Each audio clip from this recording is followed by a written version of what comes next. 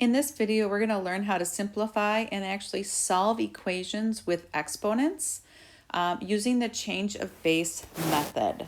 So, for example, if I would start you off with something like 2 to the x equals 8. Hopefully you can see that 2 to the third power would equal 8, so you would have something to do. But before I do that, I want to ask a question. If I would have had 2 to the x equals 2 to the third, what is x? Well, I know 2 to the third would equal 2 to the third, so my x would equal 3 in this case. So when I'm looking at my situation here, I have 2 to the x equals 8 can be rewritten with the base of 2 because I wanted 2, same base of 2 to the third power. Once my bases are the same, this 2 and this 2, my exponents equal. So in that case, I can then say, well, okay, x equals 3. So let's go a little bit harder. What if I did something like this? 2 to the x plus 1 equals 4 squared. Well, I don't want to do 4 squared to equal 16. What I want to do is I want to have the same base. And I can see that I can rewrite 4 as 2 squared. So here's what I'm going to do. I'm going to say 2 raised to the x plus 1 equals 4 is 2 squared. And I like to put that in parentheses because that's the equivalent for my 4 here. And then I have to square it again. So as I look here, I have 2 to the x plus 1 equals, in this situation, I have a power to a power. I know when I have a power to a power, I multiply. So I would have 2 to the 4th power. Now I have the bases are the same, so the exponents equal. So when the exponents equal, I'm going to go ahead and write that as x plus 1 equals 4. And now I can go ahead and solve this. Take away the 1, x would equal 3. So if I look up here, if I would have substituted the 3 in here, I would have had 2 to the 4th power.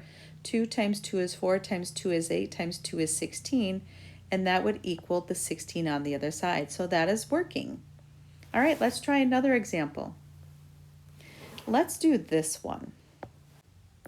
We are going to do 3 to the 2x plus 1 to equal 9 raised to the x divided by 3.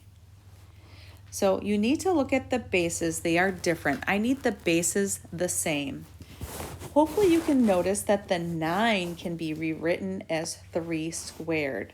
So I have 3 to the 2x plus 1 equals the 9 is 3 squared. That's 9. Now raise this to the x divided by 3. All right, I notice on the right-hand side I have a power to a power, so I'm going to have to multiply it. So write this back down, equals 2 times x over 3. Well, 2 times x, so I have the 3 with the same base. 2 times x is 2x divided by 3. Numerators multiplied together, denominators multiplied together. Now my bases are the same. I can pull off the exponents.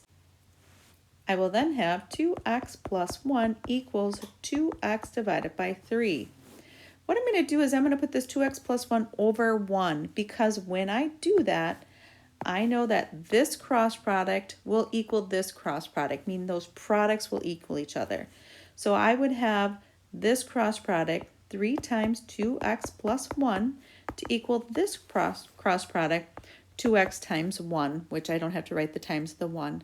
Now I'm going to just distribute and solve. 6x plus 3 equals 2x. I'm going to have to take away the 6x here. 3 equals negative 4x. Divide by the negative 4.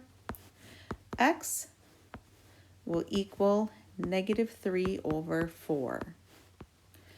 All right, I have 2 more examples. And you probably will notice these are getting a little bit more difficult. So here's the first one.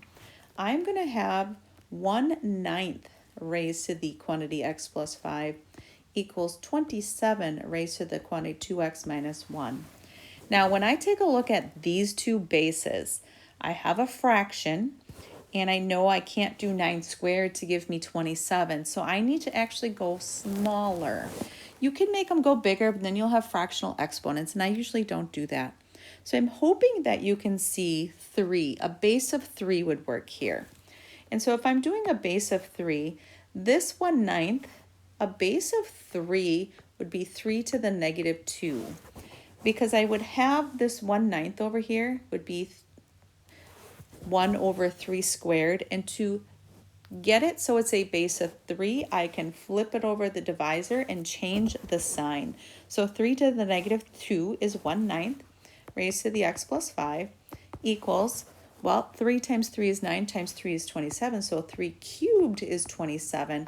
Raise that to the 2x minus 1. Now I have power to a power, so I'm going to multiply those exponents. So it's 3 raised to the negative 2 times x is negative 2x, negative 2 times 5 is minus 10, equals 3. Now 3 times 2x, 6x, 3 times negative 1 is minus 3. My bases are the same. I've distributed or expanded my exponents. I can now just pull off the exponents and solve for x. I'm going to add the 2x, and then I'm going to add the 3 to get it to the other side. So this is 0. I have negative 7 equals, this is 0, 8x. Divide by the 8. X will equal negative 7/8. All right, one more example. This one even is a little bit more difficult, but it's not so bad. It's just an interesting one. So if I have, let's say, 5 to the x plus 1 equals 125, raise that to the 2 divided by x. So taking a look at this, hopefully you can see a base of 5 here. So in my first line here, 5 raised to the quantity x plus 1 equals 5 times 5 is 25 times 5 more is 125. So it's 5 to the 3rd power. That's the 125 raised to the 2 divided by x. Now I have to distribute or expand the one on the right hand side because I need to have, I have a power to a power. So I have 5 raised to the x plus 1 equals, distribute 3 or multiply 3 times 2x. So 3 times 2 is 6 over x. Numerators multiplied together, denominators multiplied together. Now my bases are the same. I can go ahead and pull off my exponents, and I get x plus 1 equals 6 over x. Remember what I like to do? Put this over 1 and do this product equals that product. So this product, x times x plus 1 equals this product. And I have to solve for x. So I'm going to expand x squared plus x equals 6. It's quadratic. So I'm going to have to probably factor. I could complete the square. That would be another thing I can do. I'll just go ahead and factor. So I'm going to take away the 6 because I need that to equal 0 when I'm factoring. And then I have to go ahead and factor this. Some of you may be able to do this without using the generic rectangle and a diamond. Some of you may need that yet, and just keep it as long as you need. So I have a 3x and a negative 2x here. That adds to x and multiplies to a negative 6x squared. So 3x, negative 2x. Fill out the sides of this generic rectangle. And I am going to get x minus 2 times x plus 3, and that equals 0. Then using the 0 product property, it's x minus 2 equals 0, x plus 3 equals 0. Solving for that, I'm going to get x equals 2 and x equals negative 3. When I get something with 2 solutions, because quadratics, there's 2 solutions, I might have an extraneous answer or an answer that doesn't work, I would go ahead and sub them back in. So you can go up to the original and calculate them into the original. Sometimes I risk it and go into the next line and see if it works in there or even into here. But just sub them back in. If you do, you'll see that they both work. So actually in this case, I have 2 solutions that actually make that work.